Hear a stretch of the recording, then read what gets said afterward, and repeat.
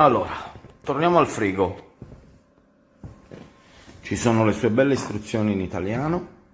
Io ho già fatto il collegamento, dopo vi mando lo screenshot dell'app, molto intuitiva. Tu praticamente scarichi, se hai Android o se hai iOS, ti scarichi l'applicazione, accendi il Bluetooth, accendi il frigo, praticamente l'applicazione ti cerca il frigo, tu lo cerchi e lo accoppi premendo impostazioni, come è scritto qua. Italiano, qua c'è un po' di istruzioni che però io già so, perché vi ricordo che questo è il secondo che prendo. Questo qua lo tengo per congelare, lo manderò tutto a -20. So, da ist das gute Stück. Funktioniert alles einwandfrei. Hier ist der Stecker für Zigarettenanzünder, fürs Auto halt. Ist ziemlich lang das Kabel.